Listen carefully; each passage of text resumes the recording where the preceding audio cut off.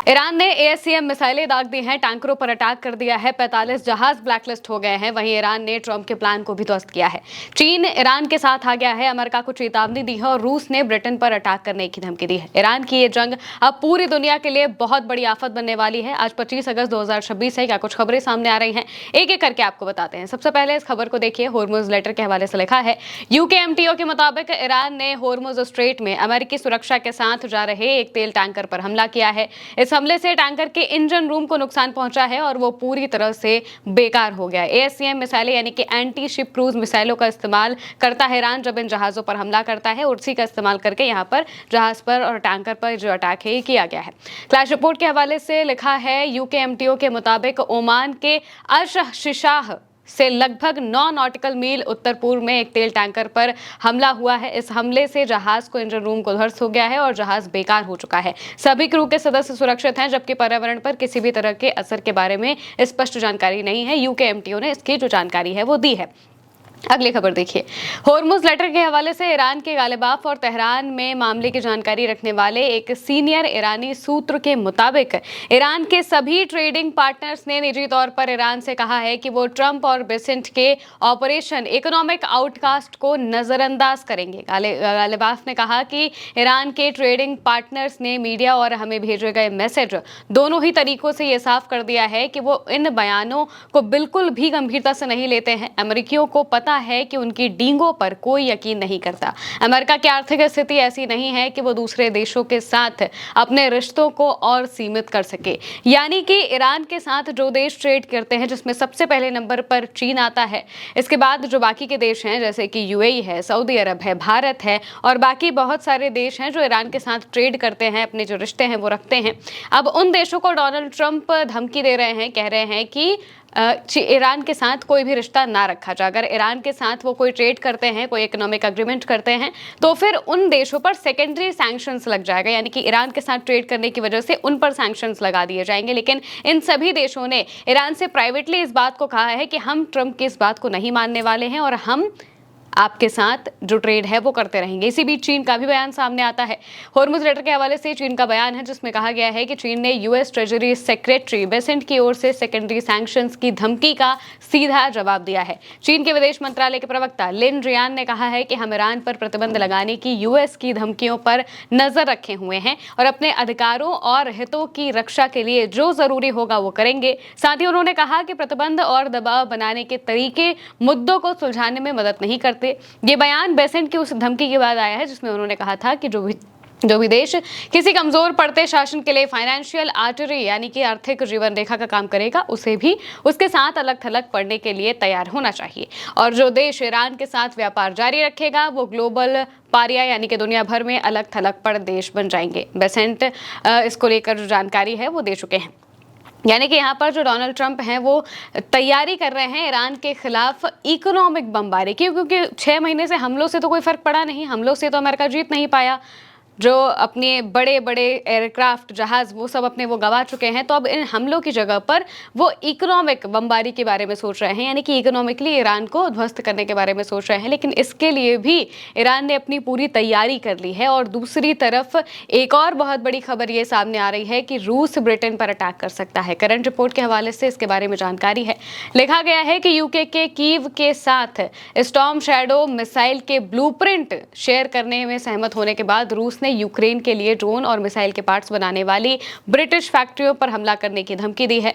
Britain के खिलाफ रूस की धमकी के कुछ संभावित कारण हैं। यूक्रेनी ड्रोनों ने रूस के एनर्जी इंफ्रास्ट्रक्चर और वाइल्ड बेरीज से जुड़ी सुविधाओं को काफी नुकसान पहुंचाया है। ब्रिटेन हथियारों की सप्लाई से आगे बढ़कर यूक्रेन को अपनी लंबी दूरी की मिसाइलें बनाने में मदद कर रहा है। हो सकता है कि मॉस्को इसी तरह की मदद पर विचार कर रहे बाकी के नाटो देशों के लिए एक रेड लाइन तय करने की कोशिश कर रहा है। अगर रूस ब्रिटेन को नहीं रोक पाता है तो नाटो के अन्य सदस्य यूक्रेन के लिए अपनी मिलिट्री मदद बढ़ाने में ज्यादा सहज महसूस कर सकते हैं। और इसी वजह से ब्रिटेन की कंपनियों पर अटैक करने का जो ऐलान है ये रूस की तरफ से किया गया है कि अगर ये जो ब्रिटेन है ये नहीं माना तो फिर इनकी कंपनियों पर हम अटैक कर देंगे। अगली खबर देखिए, ईरान के राष्ट्रपति कार्यालय से बयान सामने आया है। क्लैश रिपोर्ट के हवाले से लिखा है, ईरानी राष्ट्रपति कार्यालय के मुताबिक अमेरिका को हमारे साथ पेश आने में हुक्म चलाने और दबाव डालने के बजाय अपना लहजा और तरीका बदलना चाहिए।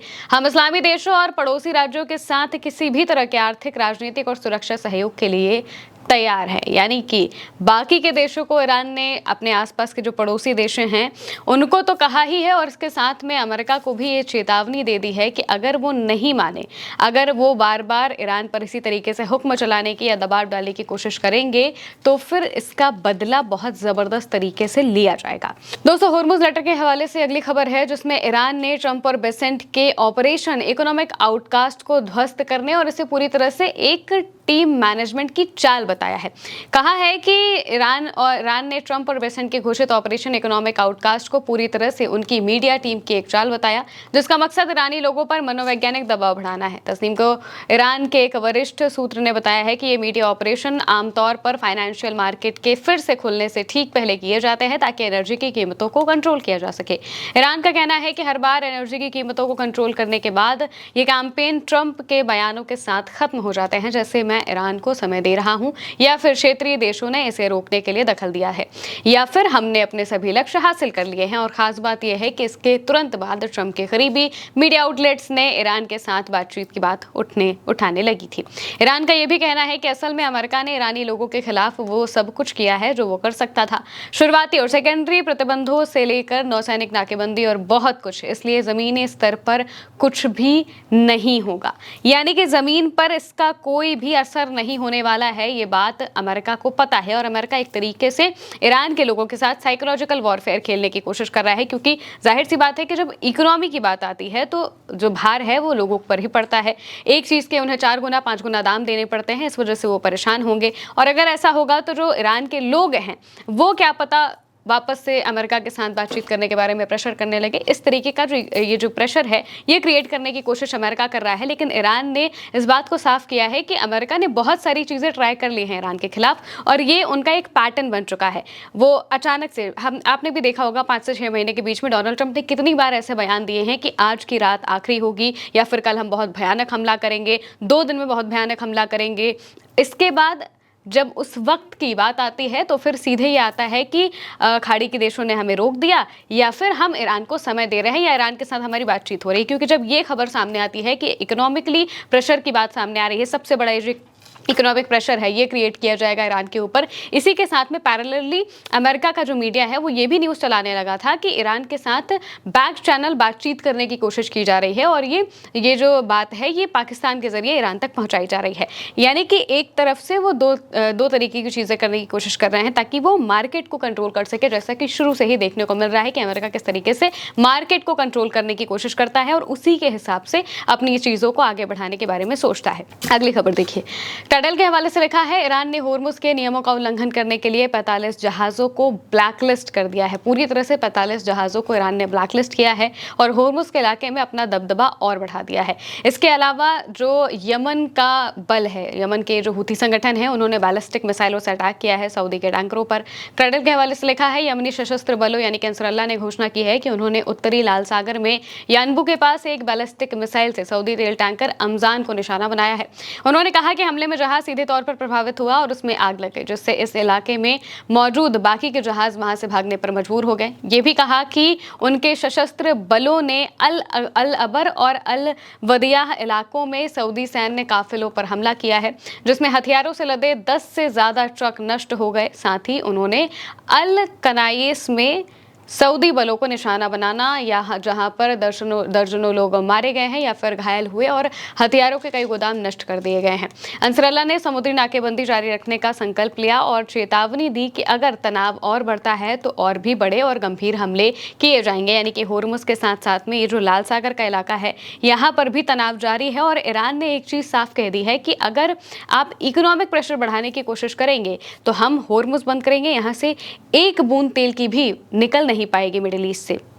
और इसका खामियाजा भुगतना पड़ेगा खाड़ी के देशों को, जो कि पर्शियन गल्फ के इलाके में है मौजूद है, वहां से वो अपना सामान निकालते हैं, उनको ये खामियाजा भुगतना पड़ेगा। दूसरी तरफ ईरान अगर चाहे तो लाल सागर पर भी बहुत बड़ी नाकेबंदी कर सकता है। अभी तो सिर्फ सऊदी के जहाजों पर अटैक हो रहा है, आगे बाकी के जहाजों पर भी अटैक हो सकता है। और इजिप्ट तक मिसाइल दागकर ईरान ने यह भी बता दिया है कि उसका जो प्रभाव है वो सुएज नहर तक भी है और वहां पर भी अटैक हो सकता है। तो इस तरीके से ईरान ने ऐसा चक्रव्यूह बनाया हुआ है कि इसमें अमेरिका बार बार फंस रहा है। और जैसा कि वो हर बार कहते हैं, एक बड़े हमले की बात कहते हैं और उसके बाद उससे पलट जाते हैं, तो यहाँ पर भी ऐसा माना जा रहा है कि इस हमले से भी जो अमेरिका है वो पलटेगा।